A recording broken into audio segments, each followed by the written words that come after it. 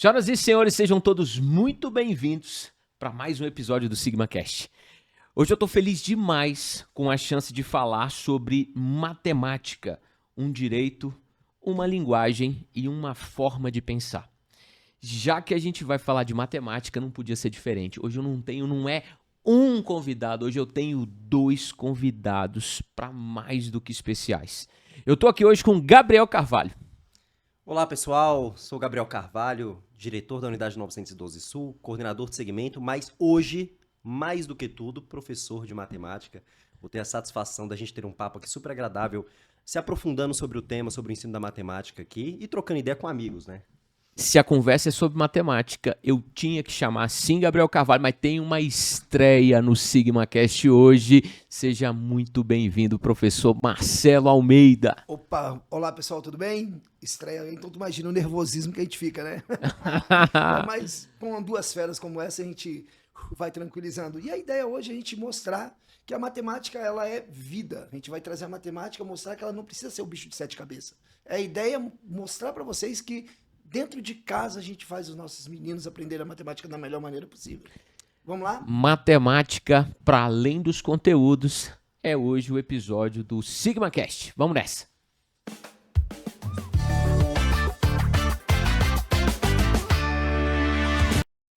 Pessoal, tem um monte de gente que fala que matemática tem a ver sim com contas e números.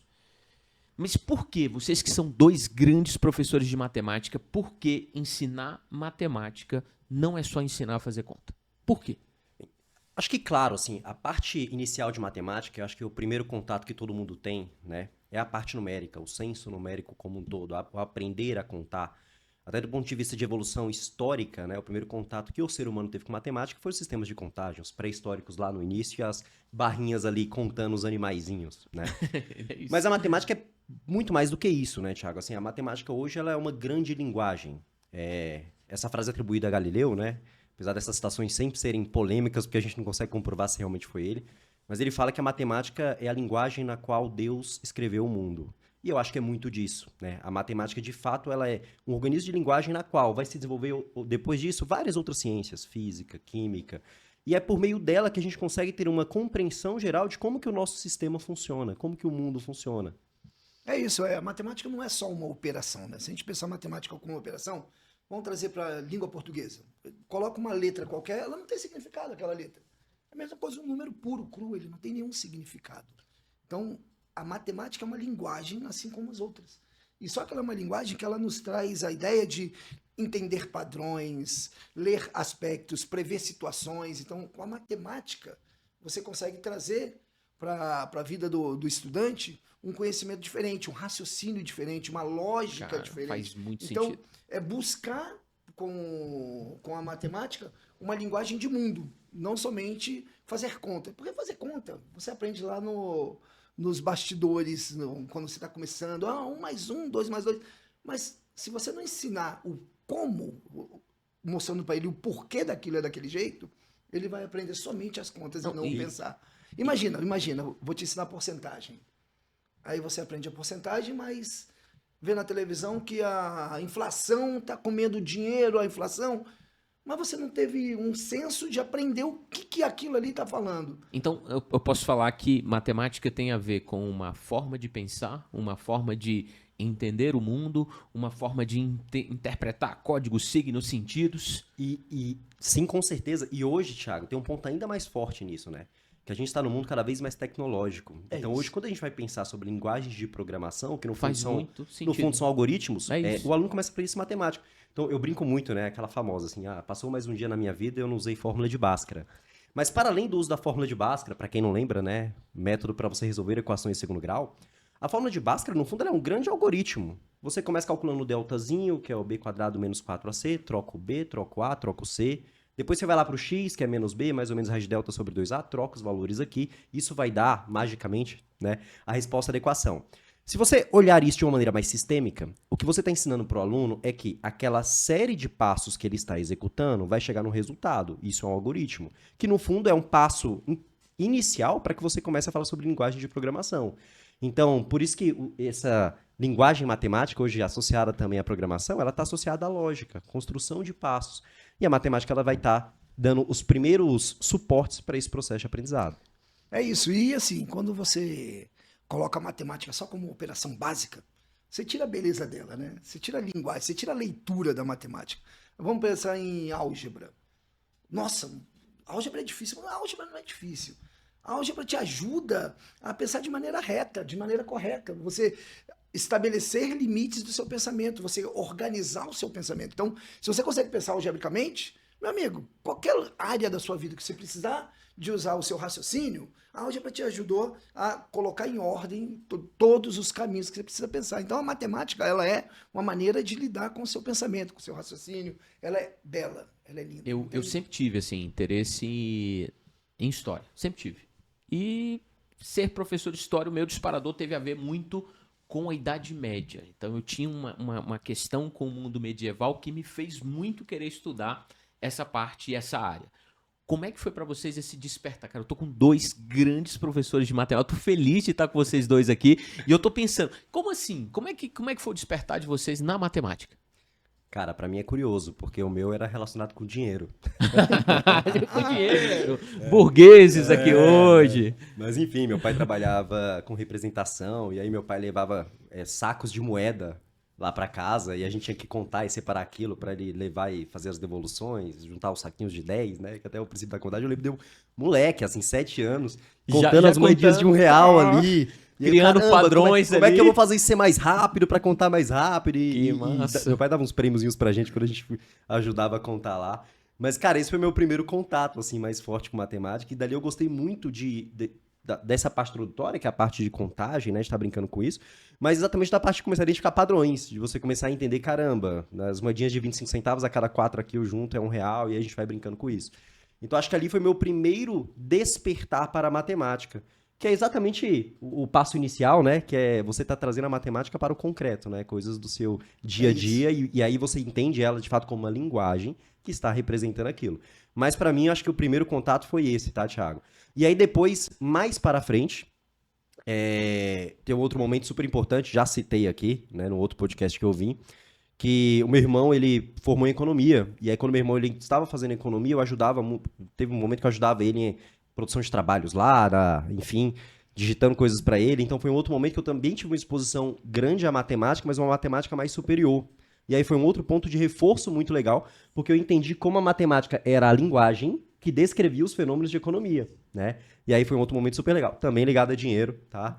Cara, ele é o cara do mercenário, tá, cara? Esse é o homem da grana. Eu chamaria no mundo renascentista de mecenas. Marcelão, você despertar da matemática. Eu vi o Gabriel falar que veio de casa, né? Esse desejo mesmo falando do dinheiro. O meu não tem nada a ver com dinheiro, mas o desejo pela matemática, o gostar veio de casa também. As brincadeiras que eu fazia com meu pai. Meu pai sempre foi um cara muito inteligente e ele trazia 6 irmãos. Então, você imagina você, em época de chuva, você colocar 6 moleques quietos dentro de casa, brincando. E as brincadeiras do meu pai sempre puxaram para desenvolvimento do nosso raciocínio. Então, era com matemática, com conta. Meu pai não é da área de matemática, meu pai é da área de letras. Meu pai foi revisor no gráfico do Senado, mas o raciocínio lógico do velho é muito bom. E ele a vida toda nos brincou, nos presenteou com esse tipo de brincadeira. Então, o que acontecia? Eu vim desenvolvendo a vontade de aprender algo mais, buscar algo mais. E em casa eu dava aula para meus irmãos. Né? Então, desde novinho, próximo a vida toda ali com aula de matemática. Bom. Mas, por incrível que pareça, eu não fui para a área de matemática na universidade. Eu fui para engenharia mecânica. Aí não bateu, sabe quando não bate? Eu falei, cara, tô no lugar errado, não é isso que eu quero. Eu fui para matemática. Quando eu fui para matemática, eu fui para a área de pesquisa. Eu não ia para a sala de aula. Eu estava forçando fugir de algo que eu sabia que já estava na veia. Até que eu entrei em sala de aula substituindo um amigo meu. Depois disso, meu amigo, isso já vai bater aí 30 anos de sala de aula. Que legal. E com gosto, todo dia. Eu entro maravilha. como se fosse a primeira vez, sempre com a mesma dor de barriga. Sempre. Cara, eu tenho uma amiga minha que é professora de matemática também, que esse primeiro contato dela com matemática é uma história sensacional, assim. Ela viajava com os pais no carro, e aí ela ficava brincando com o irmão dela, o pai incentivava para os moleques ficar quietos ali, né? Quilometragens, não? Não. Eles tinham que somar a placa do carro de tal maneira que conseguisse chegar no maior número possível. Quem achasse a placa que gerasse o maior número, ganhava a brincadeira. Ai, que legal. A menina tinha que estar na E matemática. aí ela foi curtindo ali, foi despertando. Mas eu citei esse, o Marcelo citou dele, aí teve o meu caso aqui, e aí eu acho que já é um ponto super importante, né, da gente perceber como a influência da família, ela é importante nesse despertar da matemática. E também como ela pode ser muito negativa, né? Exato. Como ela também pode ser uma ferramenta de já criar os bloqueios iniciais.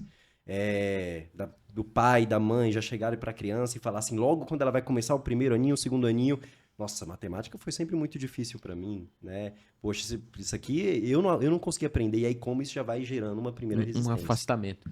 Quando a gente pensa e olha para o nosso país, a gente sabe que o nosso país ele tem dados que não são ainda tão emocionantes e tão empolgantes quando o assunto é matemática. São desagradáveis. É isso. O que vocês me dizem sobre censo numérico? E por que ele é uma forma de cidadania, de democratização de acessos? O que vocês me explicam disso? Então, refere-se à compreensão do número, né? Uma compreensão intuitiva do que é o número. Então, você aprende isso na escola, você aprende isso na escola, mas o ponto inicial para mim vem de dentro de casa, como a gente trouxe como exemplo.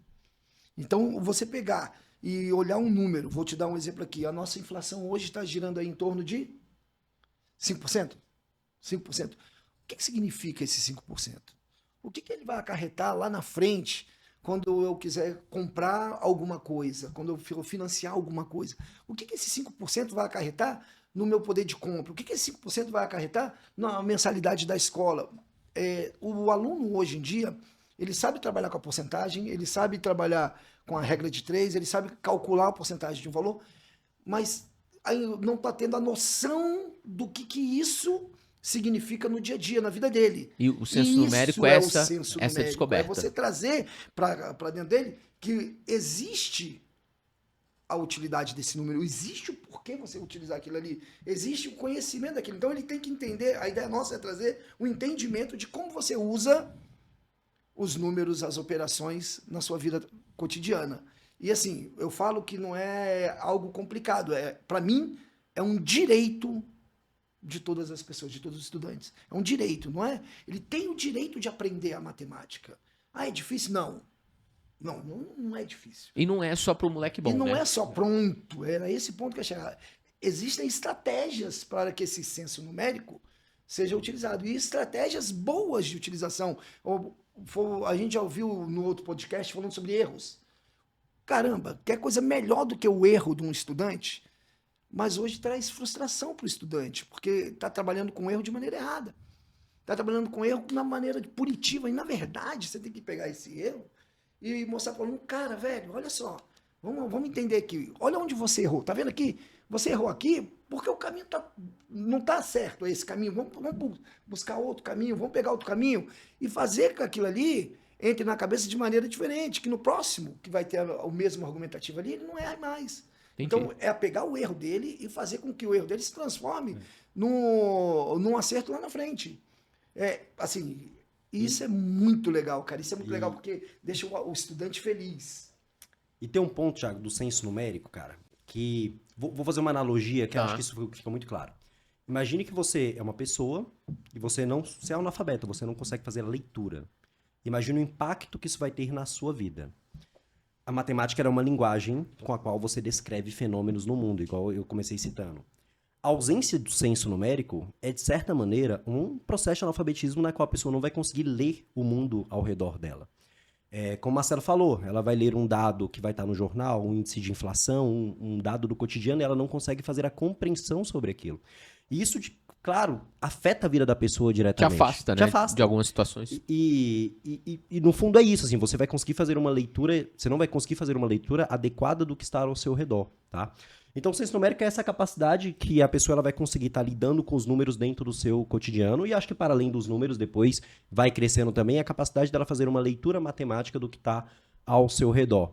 E aí tem um ponto que, para mim, fica muito claro, e para a gente que é matemático sempre acontece, que é essa questão do censo numérico. Você vai num restaurante, tem lá a conta, 10 pessoas, né? Vai dividir vamos 10, dividir 10 é a fácil. conta. Vai dividir a conta. Pra começar, se a gente tá na mesa, já não tem esse problema, porque o pessoal já dá conta pra gente e fala, vocês fazem a divisão. Mas se tiver 7 pessoas...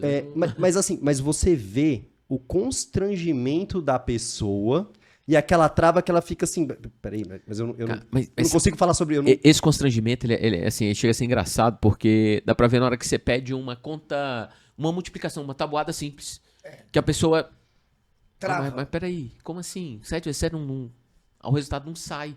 Então é difícil, é complicado. É como se você estivesse fora de algo que é simples, né? E é isso, assim. Aí eu acho que o ponto importante aqui é entender que essa ausência de senso numérico, ela de fato ela gera um impacto muito grande na vida da pessoa.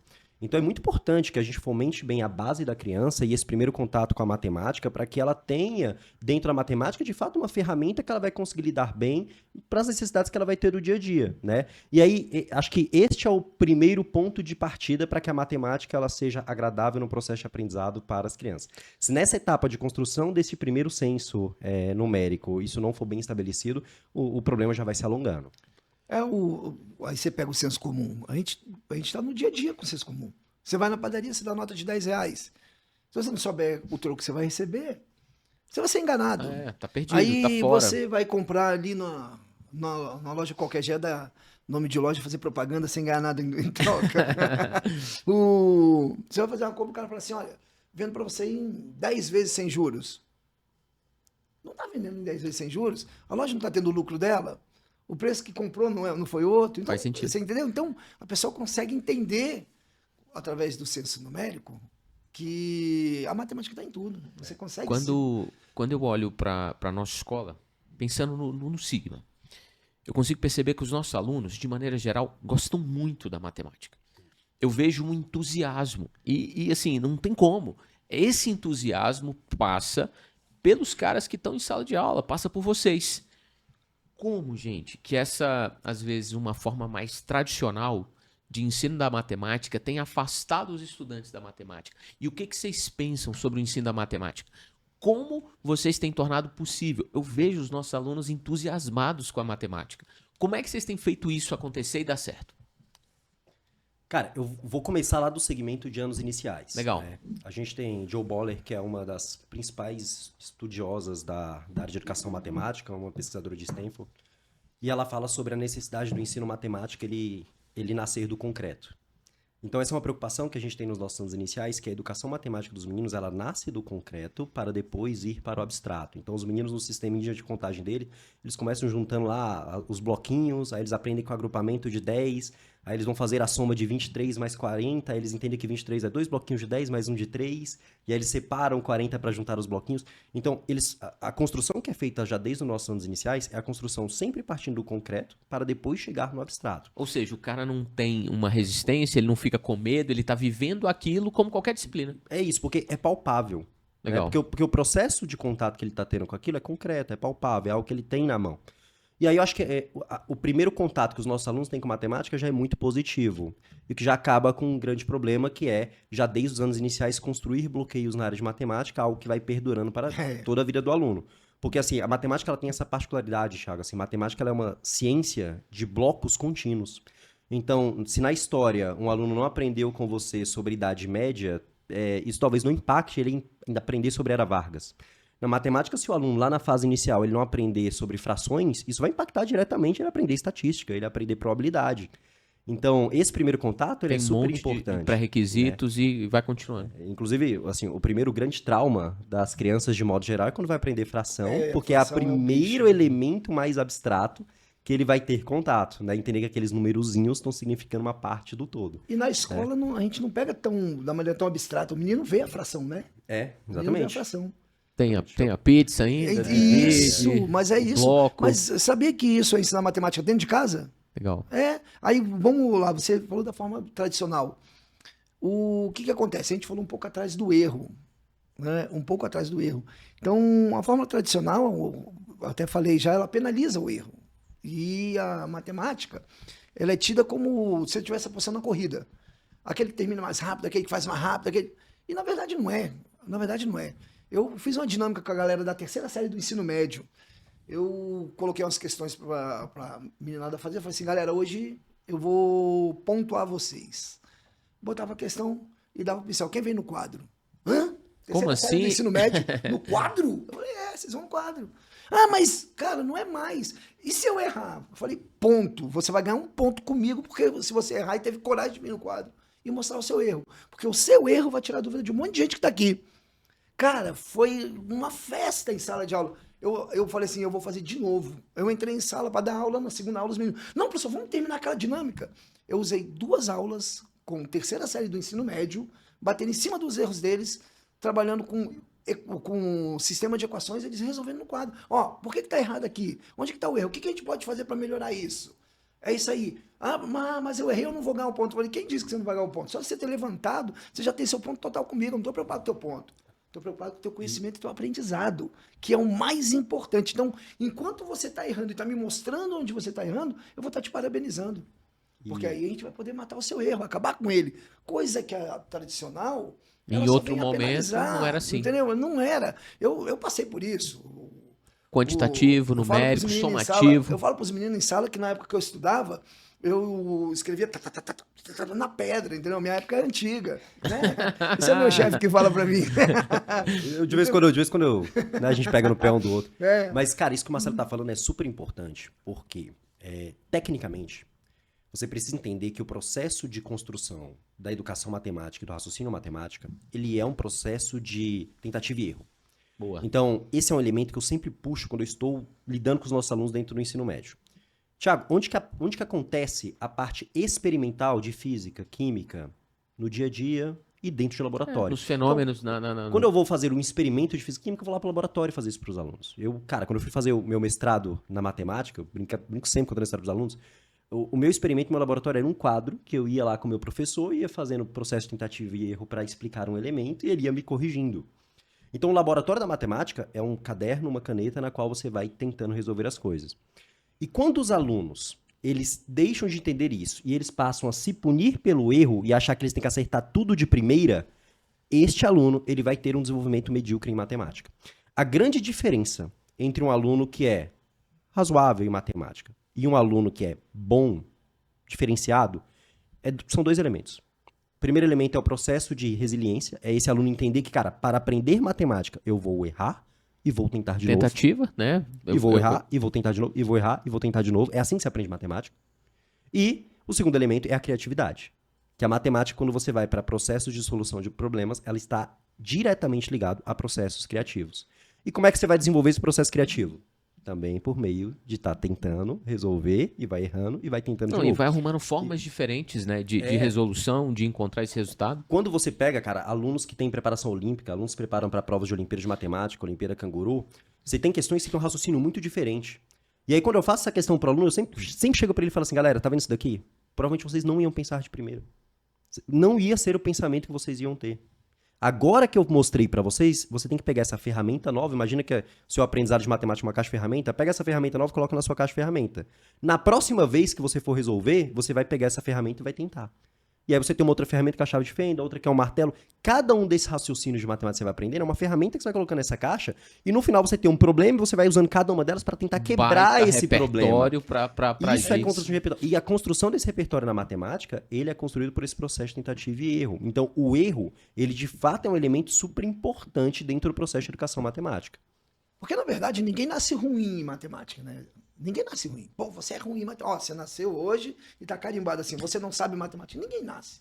Eu acho que isso é formado no dia a dia. E o modo como você vai fazer a criançada aprender a matemática, isso vale pro resto da vida. Isso vale pro resto da vida dela. Eu queria agora que a gente tentasse pensar sobre os pais, sobre os responsáveis que estão acompanhando aqui o nosso SigmaCast. Como que vocês enxergam que os pais, eles podem ajudar, eles podem potencializar, como que a participação da família pode ser decisiva para esse processo? Então deixa eu seguir esse meu raciocínio. Porque eu falei que ninguém nasce mal em matemática, carimbado, sou ruim em matemática. Ninguém nasce. Ninguém nasce. Isso aí cria-se no decorrer do dia a dia dele na escola. O que vai sendo feito, o modo que ele vai estudando, o modo que ele vai aprendendo, o modo que ele vai se preparando, que traz uma carga de eu não sei matemática, matemática é difícil. E isso não vem de dentro da sala de aula. Isso normalmente vem de casa. Então, acho que a primeira é inverter a sua pergunta. Antes de como ajudar, é como não atrapalhar. É como não atrapalhar. Isso. Gostei. Porque assim, se você olha pro meu filho e fala assim, cara, eu sou péssimo em geografia. Meu filho vai internalizar aquilo, que geografia é difícil. É impossível. Geografia é horrível. Pai, qual a sua pior matéria na vida? Cara, eu sempre estudei muito. Eu sempre estudei para todas. Não tem esse negócio. Eu sempre me destaquei em matemática porque sempre gostei mais da matemática, mas eu sempre estudei para todas. Se você bate em cima da tecla e normalmente o bicho-papão é a matemática, o seu menino que está lá nos anos iniciais, ele vai internalizar que a matemática é complicada. E na verdade a matemática não é complicada. A matemática, ela é liberdade de vida, pronto. Eu falo isso lá em casa para meus meninos. Autonomia, né? É autonomia. Matemática é autonomia. Você vai aprender a medir, você vai aprender a mensurar a distância, você vai aprender a calcular razões, você vai aprender o consumo do teu carro. Então, você vai ser livre, você não vai precisar ter pessoas em volta de você te massacrando o tempo todo, porque a matemática te ajuda nisso. Então, o primeiro ponto que eu falo com os pais é: não fala pro teu filho, eu nunca fui bom nisso. Não fala para ele. Não fala. Mesmo que você nunca tenha sido bom em matemática, não fala para ele. Compra uma isso é muito pizza, doido, né? Compra uma pizza, bota o menino, compra ela inteira e fala assim, divide essa pizza comigo aqui, ó, todo mundo tem que comer a pizza igual, me ajuda a dividir, mesmo que você não saiba, mesmo que seja uma fatia mais fina do que a outra, ajuda o menino a pensar, ele vai raciocinar, ele vai ter senso crítico. Agora, quando eu falo, eu sou péssimo em matemática, matemática sempre foi horrível. Cara, você acabou de colocar uma carga de 200 quilos nas costas do estudante que está começando a ver a matemática. Aí, meu amigo, para quebrar isso, meu irmão, tem que estudar com a gente, que aí a gente consegue quebrar isso. Aí a gente consegue. Isso é muito doido, né, Thiago? Imagina que, sei lá, você vai ensinar seu filho a jogar futebol, e aí você começa falando assim, olha, vamos começar a jogar futebol aqui, mas é impossível. É muito difícil, nem eu sei, tá? Mas vamos começar aqui. Eu não dou conta, eu não sou... Cara, você constrói de início a crença limitante ali na criança e super difícil de você romper isso depois e de uma figura que é referência para a criança. A figura mais importante que ele tem já começa dando este baita reforço negativo. Vai jogar dominó com ele, né? É. E assim, a própria Joe Boller fala isso, né? Que é um dos primeiros elementos que a gente tem para construir uma educação matemática mais forte é fazer as pessoas entenderem que matemática é sim para todos e todos podem aprender matemática. Isso é bonito. Então, a linguagem que a gente tem que começar é essa. Matemática é para todos e todos podem aprender matemática. E aí, para você pai, agora dando uma dica de um lado positivo, para você mãe que quer ajudar no processo de desenvolvimento do seu filho, e até você que teve dificuldade com matemática ao longo da sua vida, cara, tenta estudar junto e aprender aquilo junto dele, né? Cara, isso daí vai mudar, inclusive, a sua relação com o conteúdo de matemática, a sua relação com o senso numérico, a sua relação com o seu filho. Então, poxa, o menino tá lá no primeiro aninho, segundo aninho, terceiro aninho, quarto aninho, faz parte do processo de aprendizado, senta com ele, vamos estudar junto aqui, filho, caramba, olha só, aprendi algo novo hoje, algo que nem eu sabia fazer, e isso vai impactar muito, muito mesmo a experiência que aquela criança está tendo com o aprendizado matemático. Acho que essa é uma grande dica, assim, Thiago. É um ambiente, né? Transforma um ambiente propício para o aprendizado. E cada vez que eu olho para os nossos alunos e para os grandes exames e para a jornada deles ser efetiva e ter ali a realização de alguns sonhos acadêmicos e de conquistas, a conquista desse sonho acadêmico passa por entender bem a matemática. Você vai sim entender bem outros conteúdos e o conhecimento ele é sistêmico, ele é holístico, ele é um todo. Mas, gente, se o cara não tiver um bom desenvolvimento na matemática, ele vai acabar tendo problemas. Cara, e hoje, onde a gente está em um mundo em que o conhecimento está sendo jogado na internet, sem qualquer processo de filtro para saber a qualidade daquele conhecimento, a pessoa que não tiver um bom conhecimento matemático para fazer uma leitura e até ver se aquilo ali faz sentido ou não, ela vai ter um problema ao longo da sua trajetória, né? Eu tinha um professor, Gabriel, que falava assim, não sei se faz sentido para vocês. Ele falava que se a gente conseguisse desenvolver bem esse senso matemático ou talvez senso numérico nas crianças e ele se tornasse alguém com uma predisposição não é que ele vai ser o melhor na matemática, mas ele é um cara que se esforça, que se dedica, que tem aptidão ali, que ele conseguiria mandar bem em todas as áreas praticamente.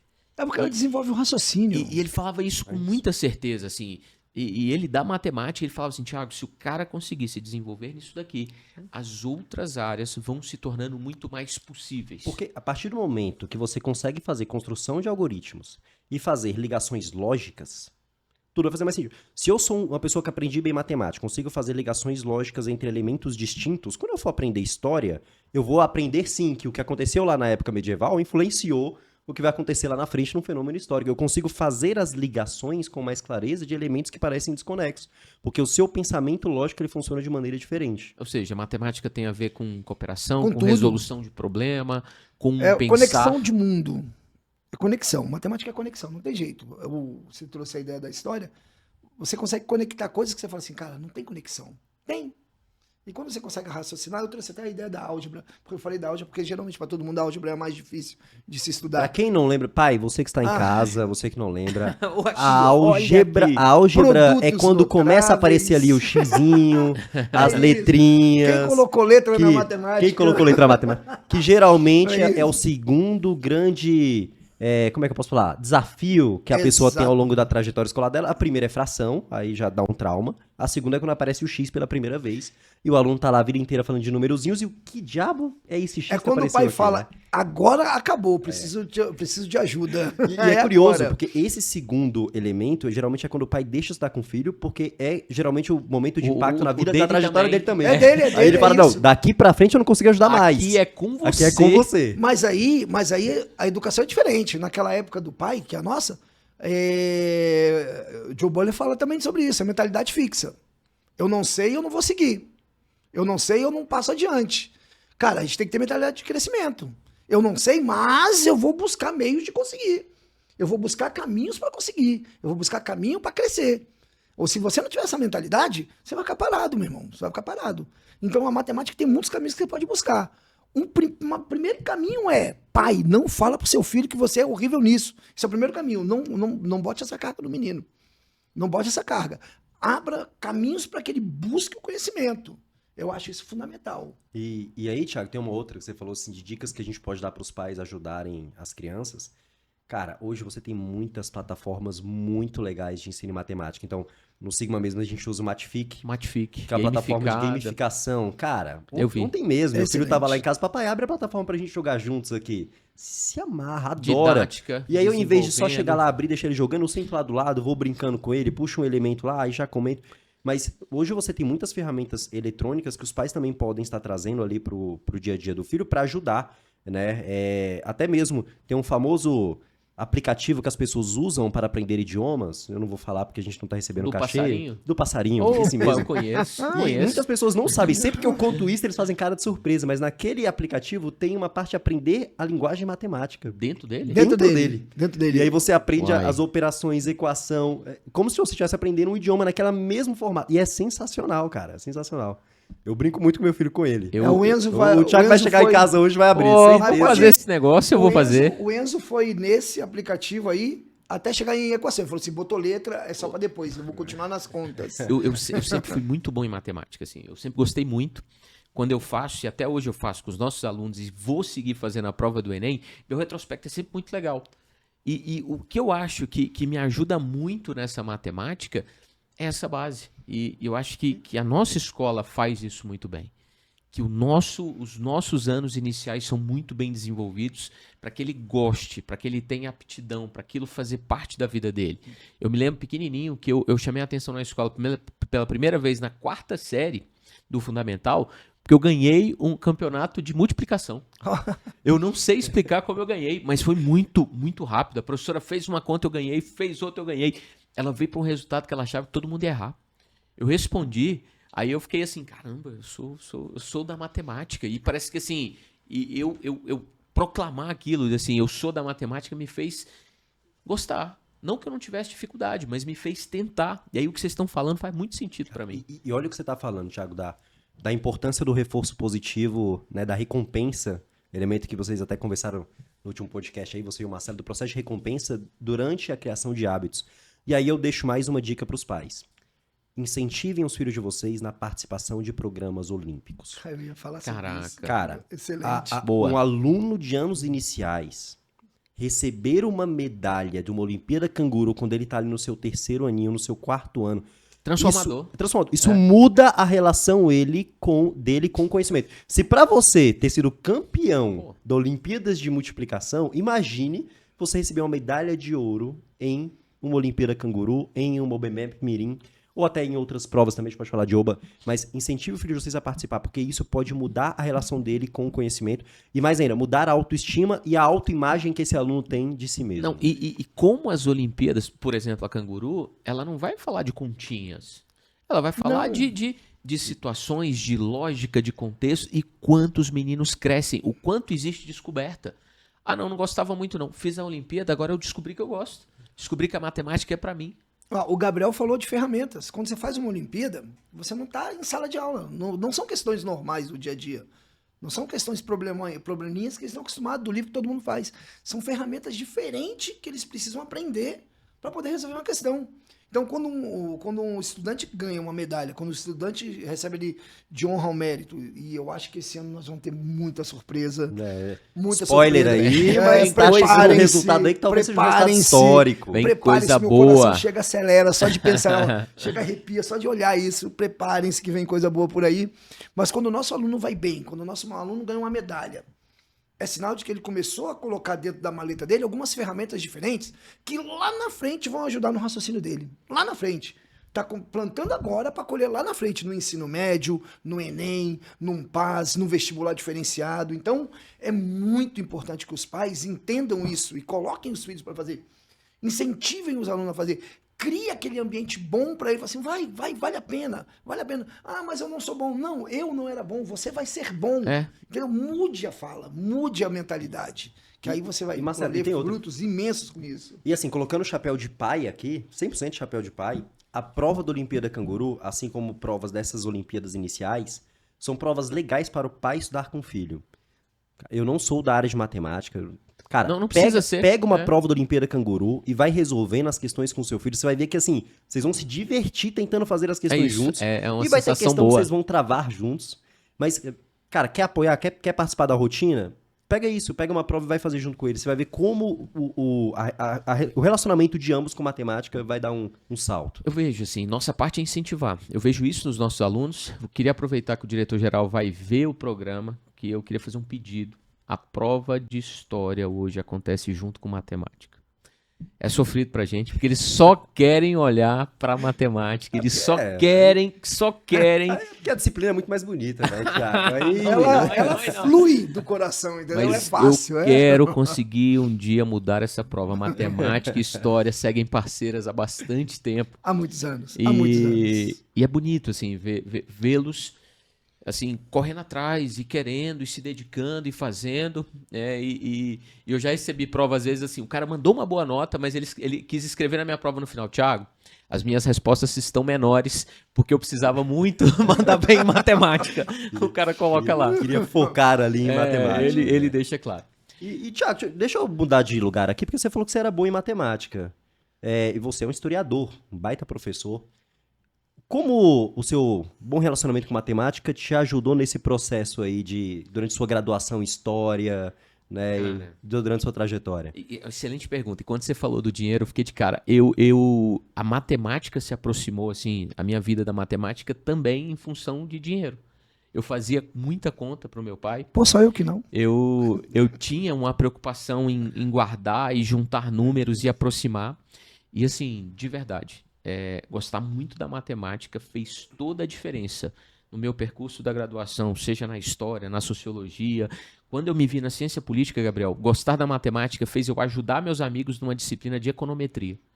Todo mundo se arrebentando e eu tinha ali uma base muito, muito legal que assim, eu sei que quando eu precisar da matemática, e não é que eu saiba todas as coisas, mas isso me deixa muito, muito satisfeito, ver que ela foi importante. E você consegue ver a transversalidade do conteúdo, né? Demais. Talvez você não lembre mais como é que é a fórmula do Y do vértice, a descrição de um número complexo, mas você vê como o raciocínio construído a partir da construção matemática te ajuda a entender fenômenos e fazer o seu processo de construção do raciocínio lógico. E o quanto isso é rico. E aí a outra coisa que me chamava muita atenção é que nos conteúdos de história, nos conteúdos de conhecimentos antigos, os conhecimentos eles eram todos conectados. Então o cara era filósofo, matemático, ele era o historiador, ele era o cara da astronomia e assim, e o conhecimento é isso.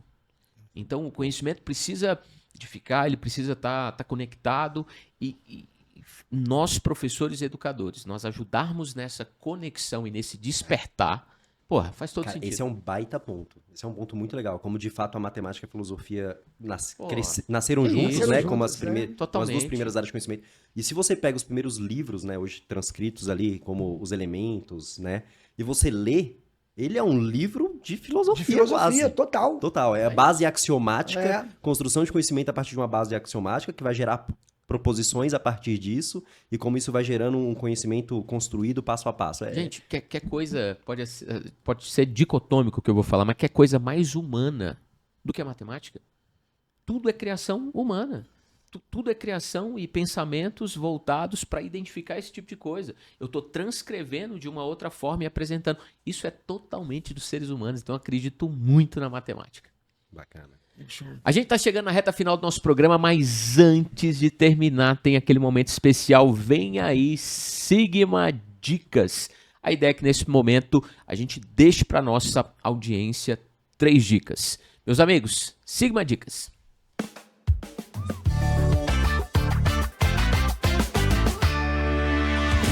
É o momento da reta final do nosso programa. São 3 dicas que os nossos espectadores, pais, alunos, professores precisam saber de vocês. Então, a primeira dica que eu dou, já bati bastante nessa tecla, é que os pais construam um ambiente propício para o estudo da matemática. E gostei. Não fale. Eu nunca fui bom nisso, eu sou péssimo nisso. Contrário disso, faça o contrário. Traga oportunidades do menino no mercado de fazer uma conta, de te ajudar no troco. Então, tira da cabeça que você for ruim em matemática. Você pode ter sido. O seu menino precisa do teu apoio para hoje não carregar o peso que você carregou até hoje. Então, eu nunca fui bom em matemática? Não, acabou. Vamos lá que eu vou te ajudar, vamos sentar junto, vamos estudar, vamos criar um ambiente em que você aprenda a matemática de uma outra maneira. Essa é a minha dica. Vamos lá, a minha dica é que o erro faz parte do processo de aprendizado de matemática e o erro ele precisa ser valorizado no processo de aprendizado de matemática. Isso para além de mim, nos meus 15 anos de sala de aula, passando disso já, né? Deu uma migué aqui, Thiago, o pessoal não sabe a minha idade. Mas isso é dito por Joe Boller, uma das maiores pesquisadoras de educação matemática. Então, é preciso normalizar o erro no processo de aprendizado em matemática. A grande diferença entre um aluno mediano e um aluno excelente no conhecimento de matemática é ele ter resiliência para que ele continue se desenvolvendo. Uma questão médio difícil em matemática, ela não é resolvida na primeira tentativa. Então é preciso entender que o processo de matemática é errar, tentar de novo, até que a gente chegue no raciocínio certo. E que baita aprendizado isso é para a vida. Você entender que você vai errar e tentar até chegar no raciocínio certo. É forte. E eu vou deixar o meu ponto aqui. Meu ponto tem a ver com o poder de transformação da matemática. Então, se eu tivesse que deixar uma dica para você, pai, hoje, a dica tem a ver com se esforce, tenha intencionalidade no processo do despertar da matemática. Você não tem ideia o que a matemática, o que o pensamento matemático, o que o gostar da matemática, o que esse envolvimento pode fazer pela vida dos nossos filhos e dos nossos estudantes. Queria agradecer muito a presença de vocês dois aqui hoje. Vocês foram incríveis aqui hoje. Obrigado, professor Marcelo Almeida. Obrigado, professor Gabriel Carvalho. Eu que agradeço o convite aí. Nervosismo passou rapidinho. E pode já marcar o próximo. A hora que quiser, um outro bate-papo, estou aí à disposição. Cara, e que sensacional conversar com amigos, né? Conversar com pessoas assim que a gente respeita muito intelectualmente. E espero que para todo mundo que esteja em casa aí tenha trazido muitos aprendizados, muitas reflexões aí. E que a gente consiga quebrar aquela barreira inicial que você falou, né, Thiago? Que nós somos, no Brasil, uma sociedade ruim em matemática, uma sociedade que tem índices ruins. E isso passa pelo processo de a gente conscientizar todos sobre a importância do aprendizado matemático. Aqui eu encerro mais um SigmaCast, muito feliz, com cada vez mais bons momentos, excelentes conversas e um pensamento muito voltado para as nossas famílias, nossos alunos e o nosso desenvolvimento. Valeu!